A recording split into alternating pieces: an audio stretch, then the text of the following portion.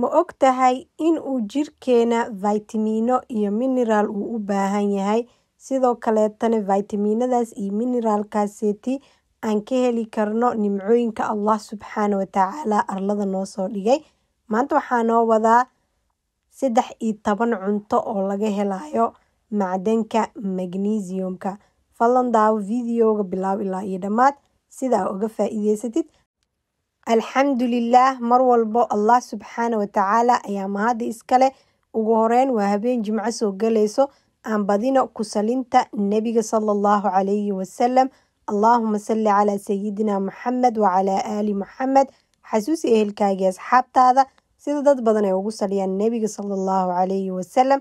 adigana aad ajar ogeeshid addaalu cala alkhayri ka faacilihi. Bismillaahi alfataaxi alcaliim wassalaatu wassalaamu calaa rasuulihi alkariim. Assalaamu calaykum waraxmatullaahi wabarakaatu. Eheli asxaab, waa idin salaamay meel walbo oo dunida ka joogtiin iyo xil walbo oo idin tahay. Waxaa idin rajeynayaa kheyr iyo caafimaad dhammaantiina. Jirkeena wuxuu u baahan yahay vitamino iyo macdano oo weliba maalin walbo garaamyaal uu jirkeena u baahan yahay sida uu isku caabiyo. Sidoo kaleetana waxaa ka heli kartaa cuntooyinka Allah subxaana wa tacaala arlada noo soo dhigay. Ilaahay subxaana wa tacaala ayaa mahadaaseeti dhan iskale.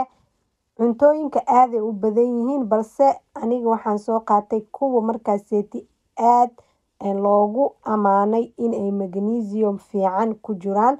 13 ayaan ka soo qaatay. Cuntada ugu horeysa waxaa waaye timirta. Timirta waxaa ku jiro magnesium aad iyo aad u fiican. Cuntada labaad waxaa waaye looska noocyihiisa kala duwan. Looska aad iyo aad ayay u noocyo badan yihiin, balse labada loos ee aadka u fiican ee magnesium fiican laga helo waxaa waaye looskeena caadiga iyo looska loo yaqaano almond. English ahaana looskaas waxaa la dhahaa peanut. Cuntada kaleeto saddexaad ee magnesium ka fiican ku jiro waxaa waaye mooska. Mooska caadiga ee aan cunno asigana magnesium fiican ayaa ku jiro. Cuntada afaraad waxaa waaye koostada. Cuntada shanaad waxaa waaye afakaadhada. Cuntada lixaad waxaa waaye miraha bocorka. Cuntada toddobaad waxaa waaye flaxseed. Cuntada sideedaad waxaa waaye chia seed ama shea seed, qof walbo sida uu yaqaano. Cuntada sagaalaad waxaa waaye sisinta. Cuntada tobanaad waxaa waaye qamadiga oo dhammaystiran. Qamadiga dhammaystiran waxaa laga wadaa qamadiga iyo buunshadiisa oo iswato oo la kala saarin ayaa laga wadaa. Cuntada 11aad waxaa waaye dark chocolate amaba shukulaatada madow. Cuntada 12aad waxaa waaye digirta noocyaheeda kala duwan. Weliba waxaa aad u fiican nooca beebeesheeda la dhaho iyo digirta cadasta iyo xumuska. Cuntada 13aadna waxaa waaye ukunta. Cuntooyinkaas iyo cuntooyin kasii badan ayaa jiro oo weliba anaga maalmihiina aan cunno, balse aan ogeyn inta jirkeena uu vitamino ama macdano siinayo. Tala ahaana dhaqaatiirta waxay dadka ula talinayaan meeshii ay ka qaadan lahaayeen daawooyin vitamino ah in ay qaataan cuntooyinka markaaseeti vitaminada laga helo ayaa aad iyo aad u fiican. Waxaa la sheegay daawooyinka maadaama lasoo warshadeynayo, qofka vitaminada oo daawada ah haddii mar walba uu qaato oo iska qaato waxaa laga yaabaa inuu cuduro halis ah uu u keeno. Ilaahay subxaana wa tacaala ha naga najeeyo. Inta xanuunsan Ilaahay caafimaad taam ha siiyo. Allaahumma aamiin. Haddii aad jeceshiin vitamin walbo iyo macdan walbo cuntooyinka laga helo, insha Allah qaybta commentiga kusoo qora. Marbo video ayaan idiin soo gudbinayaa. Hadda magnesiumka waa macdan. Waxaa loo baahan yahay sidoo kale qofka inuu kala barto maxaa waaye vitamin iyo maxaa waaye macdan. Vitaminka waa vitaminada jirkaaga u baahan yihiin.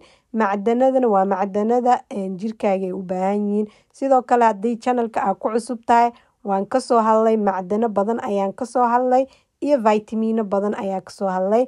Gudaha u gal, wax badan ayaa ka helaysaa kana faa'iideysanaysaa. Si fiican u dhageyso.